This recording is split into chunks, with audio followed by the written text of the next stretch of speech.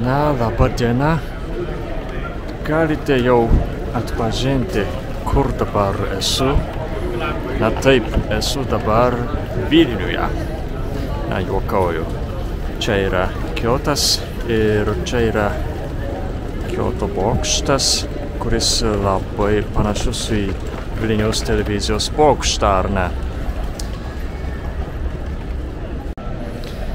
Na, dabar Japonijoje, visoje Japonijoje yra atostogos, na, 10 dienų atostogos, todėl yra labai daug žmonių. Na, bet iš tikrųjų tai mažiau nei tikėjausi, nes čia yra autobusų stotelė ir įprastai, kai yra kažkokia šventė, tada yra labai ilga eilė į autobusą, bet nėra dabar. Na, ir šiandien parodysiu jums šį labiausiai vilnietišką miestą Japonijoje.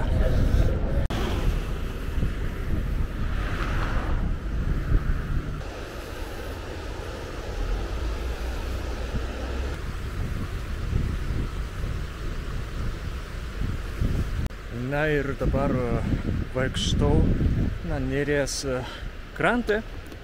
Na, juokauju, žinoma, čia yra dar Kiotas ir dabar prie Kamo upės vaikštau. O šio mėnesio viduryje aš čia vaikščiojau ir įkėliau video iš tos vietos ir tada kažkas komentaruose parašė, kad čia ši vieta yra panaši į Vilnių, galbūt Vilniaus Neries krantą. Ir jo, tik matome čia šią dalį, tada jo, tikrai atrodo, kaip Neries krantas. Ir aš jaučiuosi kaip, Vilniuje, kaip esu Vilniuje. Labai, čia galima smagiai vaikščioti ir labai maloniai. Na, ši upės dalis, čia, šioje upės dalyje mažiau žmonių, todėl galima patogiai vaikščioti. Vanduo yra, iš tikrųjų nėra taip švari, nes sakoma, kad nėra švarus vanduo čia, bet dar galima čia maudytis, aš manau. Nėra taip purvinas. Ir šiame vandenyje plaukia žuvys ir dar paukščiai yra irgi, daug yra paukščių, iš tikrųjų. Šio miesto gyventojai sako, kad šis vanduo nėra švarus, bet šis vanduo teka nuo kalno. Šiandien tai jauki diena, todėl paukščiai patogiai čia guli ir miego galbūt.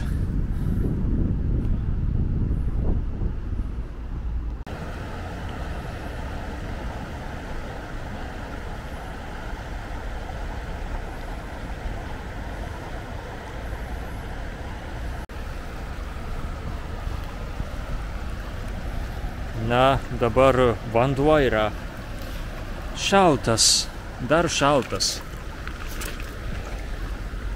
Bet vasaros metu Kiote įprastai temperatūra pakilusi iki 35 laipsnių arba daugiau, todėl tada šis vanduo tampa daug šiltesnis, beveik labai šiltas, tikrai, kaip karščio versmė.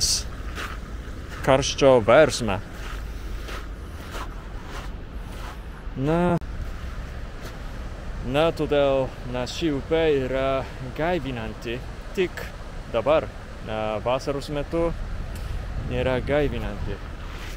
Šis vanduo lengvai tampa šiltesnis, nes labai sekuli upė.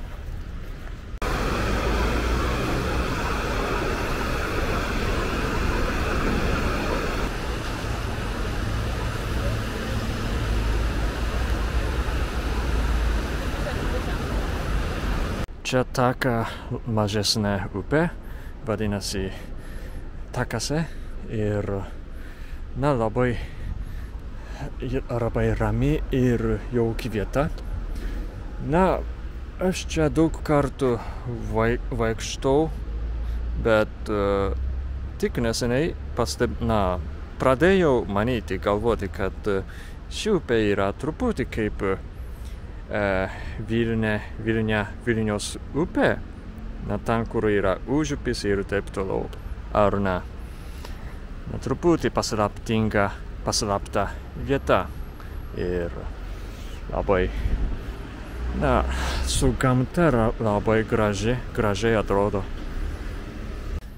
Tai tikrai sunku įsivaizduoti, bet kažkada, iki 1920 metų per šią upę plaukdavo laivai ir neždavo produktus ir žmonės per šią upę iki Osaka, kuri yra, man paskutinėme video parodau.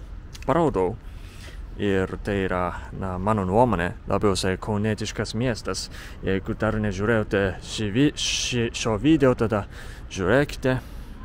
Yra beveik, daugiau 50 kilometrų yra atstumas į Osaką.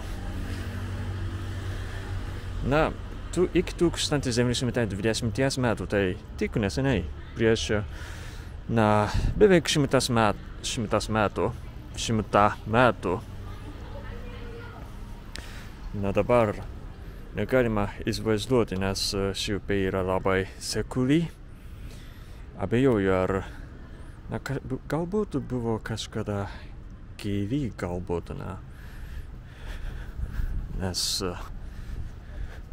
per šią tokią sekulią upę negalima plaukti laivai.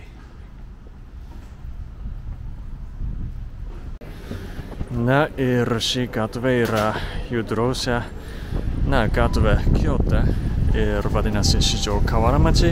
Tai yra Vilniuje kaip Gedimino prospektas. Yra daug modernių ir naujų pastatų ir daug prekybos parduotuvių aplinkui.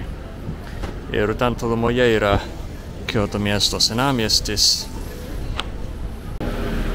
Nors dabar tai atostogų metu dar nėra daug žmonių. Aš manau, kad savaitgaliais, ypač šį savaitgalį bus čia daugiau žmonių. Šiandien dar yra erdvė, todėl daug geriau.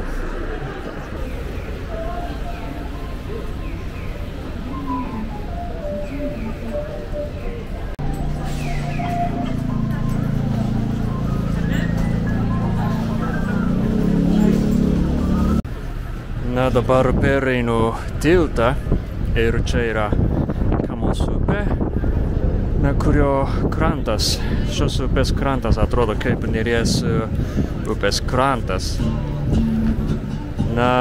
Čia yra kavinė, čia yra vieta valgymui ir vasaros metu prie upės galima valgyti arba gerti, labai jauki vieta.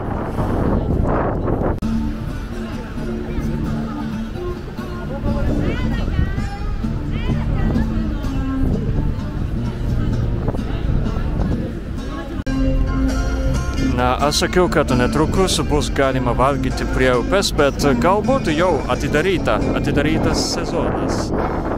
Ten yra žmonės.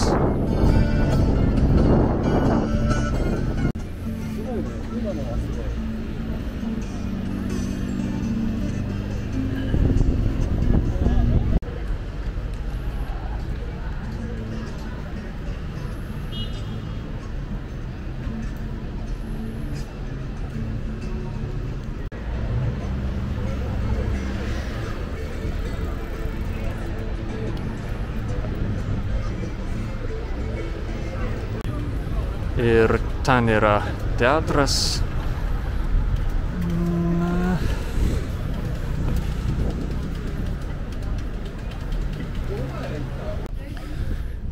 Čia yra jau senamiesčio dalis.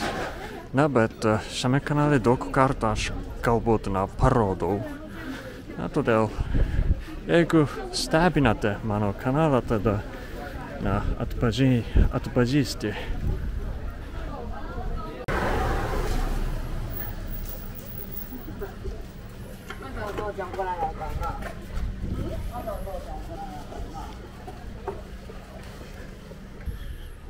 Čia šalia kalno yra senamiestis. Tai truputį kaip Vilniuje.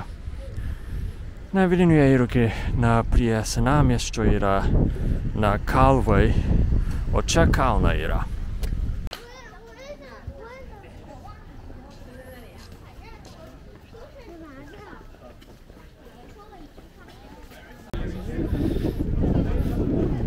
Čia yra populiari senamiesčio dalis.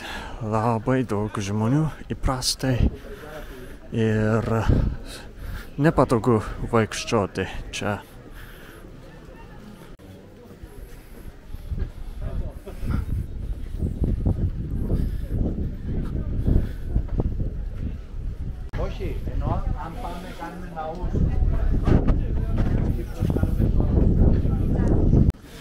Čia visi fotografuoja.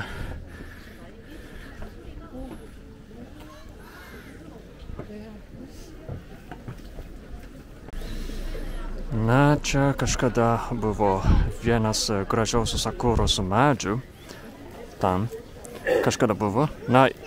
Ir prieš 2 savaitės nuvirto ir jau čia nėra. Nebegalima matyti gražią sakurą.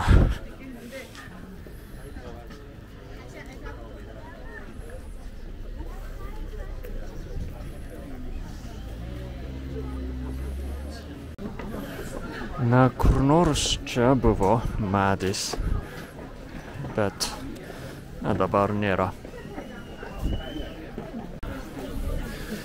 O šios gatvės pabaigoje, tai viršūnėje yra labai didelė šventykla, labai žymi šventykla yra, bet aš manau, kad jau yra uždaryta. Dauguma šventyklų Kioto mieste jau įprastai uždarytos 17 valandą, 5 valandą vakaro. Kelias į tą šventyklą yra visada taip užimtas. Labai daug žmonių. Yra daug suvenyrų, stovyklų ir irgi kavinių irgi daug yra.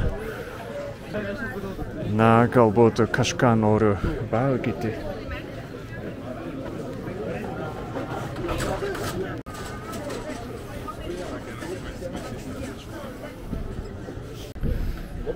Aš nusipirkau ledus, tai lietuviškai pamiršau, riešutų kažką, pamiršau.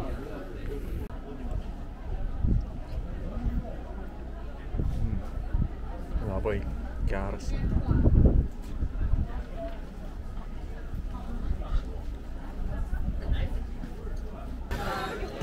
Ir atėjau į viršūnę ir čia yra Kiyomizu šventykla, labai žymi vieta.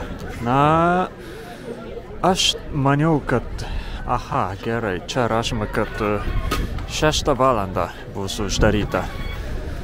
Todėl dar galima įeiti, bet aš ne.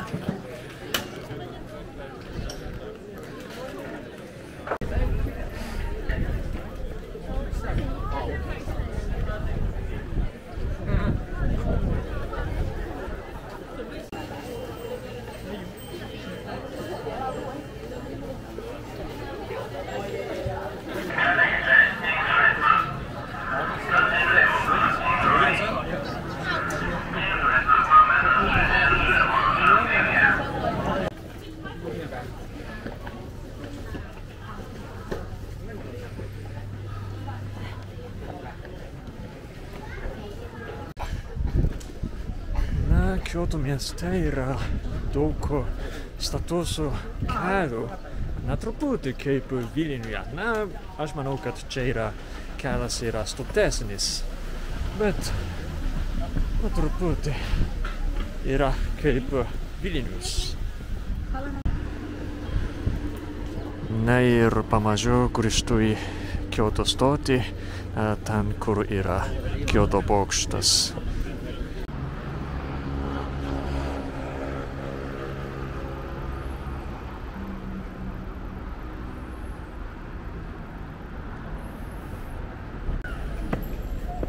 Na, šiandien tai viskas nuo japoniško Vilniaus.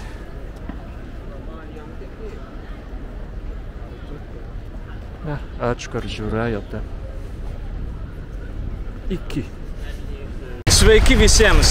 Neseniai pradėjau YouTube kanalo narystę ir įkėlusiu labai daug video iš Japonijos ir tada galite sužinoti ir išmokti daugiau apie Japoniją. Na, todėl prisijunkite prie mano YouTube kanalo narystės. Ačiū!